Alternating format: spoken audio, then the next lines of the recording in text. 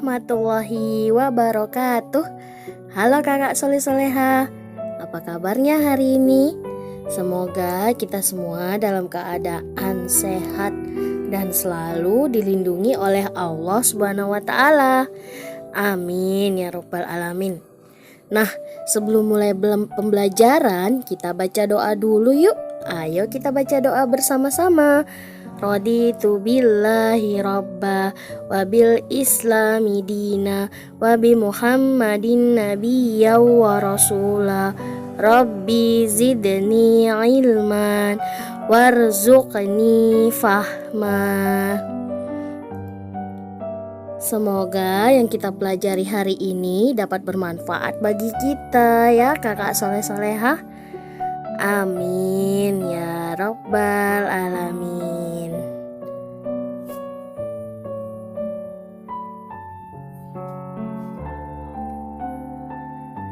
Hari ini kita belajar pendidikan agama Islam PAI dengan materi hidup bersih dan suci. Bersuci disebut juga toharoh. Bersuci artinya membersihkan diri dari kotoran dan najis. Bersuci berarti menjaga kebersihan. Orang yang suci akan selalu sehat, sedangkan orang yang jorok akan berpenyakit. Bersuci ada dua macam, yaitu bersuci dari hadas dan bersuci dari najis. Bersuci dari hadas dengan wudu dan mandi. Mandi untuk menghilangkan hadas besar, sedangkan wudu untuk menghilangkan hadas kecil. Najis adalah kotoran. Najis artinya kotoran yang menyebabkan tidak suci. Najis dibagi menjadi 3 macam, yaitu najis ringan, contohnya air kencing bayi. Yang kedua najis sedang, contohnya kotoran hewan. Dan yang ketiga najis besar, contohnya air liur anjing. Alat untuk bersuci adalah dengan air. Bagaimana ya jika tidak ada air? Boleh menggunakan tisu atau batu ya kakak. Tata cara bersuci selain wudhu dan mandi adalah istinja.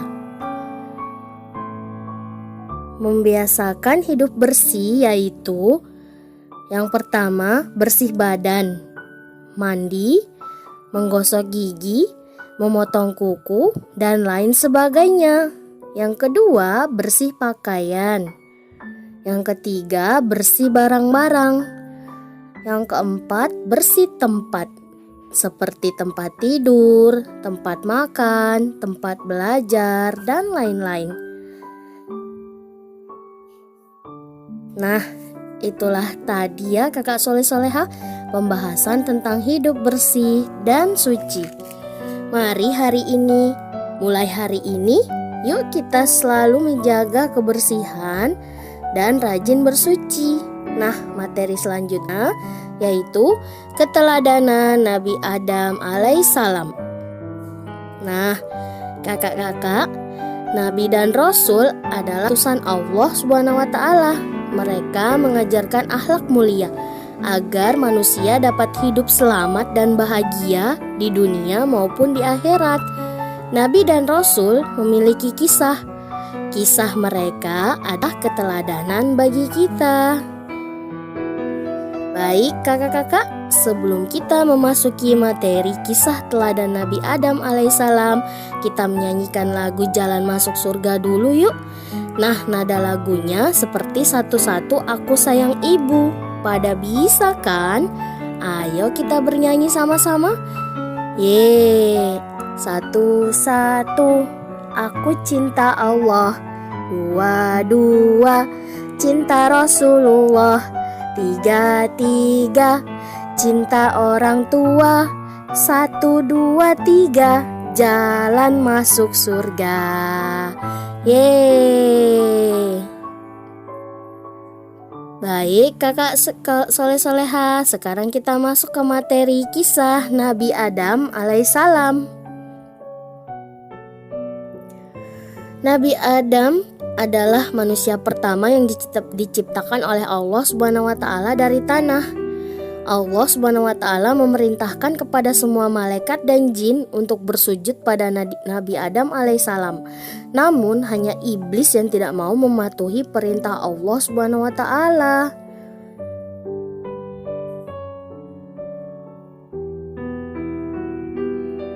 Kemudian Allah Subhanahu wa taala menciptakan pendamping atau seorang istri bernama Hawa. Hawa adalah wanita pertama dari tulang rusuk Nabi Adam alaihissalam. Nabi Adam alaihissalam dan Siti Hawa sangat taat kepada Allah Subhanahu wa taala. Mereka menjalankan apa yang telah Allah perintahkan.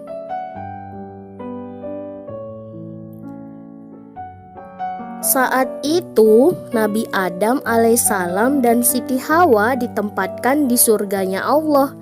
Mereka bahagia karena dalam surga terdapat segala macam hal.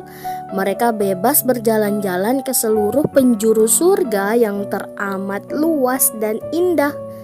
Dan Allah hanya melarang mereka berdua mendekati sebatang pohon. Mereka patuh terhadap larangan itu, tidak mendekati pohon tersebut. Hingga akhirnya iblis mendengar larangan itu. Kemudian ia langsung menyusun rencana. Dia berusaha sekuat tenaga dan pikiran untuk menjerumuskan Nabi Adam alaihissalam dan Siti Hawa agar melanggar larangan Allah Subhanahu wa taala.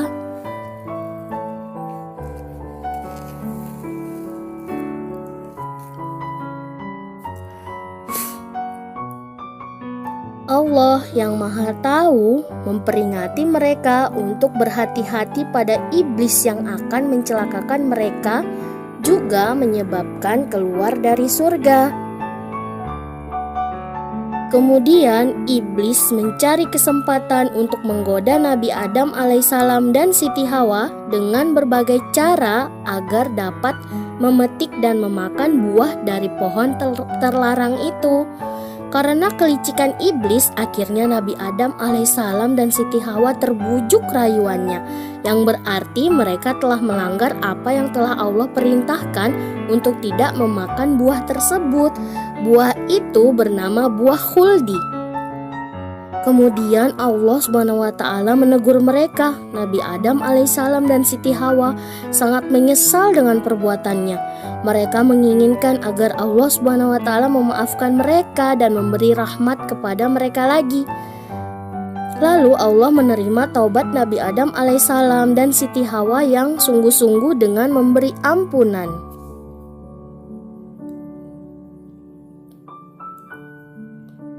Tetapi tetaplah keputusan Allah Subhanahu wa taala untuk menurunkan mereka ke bumi.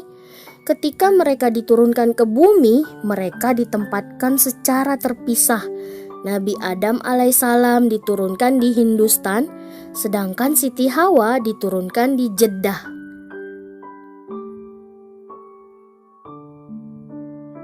Kemudian mereka berdua berdoa untuk dipertemukan kembali lagi. Sampai setelah bertahun-tahun saling mencari, akhirnya mereka bertemu di padang Arafah di Jabal Rahmah. Lalu mereka berdua bekerja keras untuk membangun kehidupan di bumi dan tak lupa tekun beribadah kepada Allah Subhanahu wa taala. Nabi Adam alaihissalam dan Siti Hawa dikaruniai 20 pasang anak kembar, masing-masing pria dan wanita.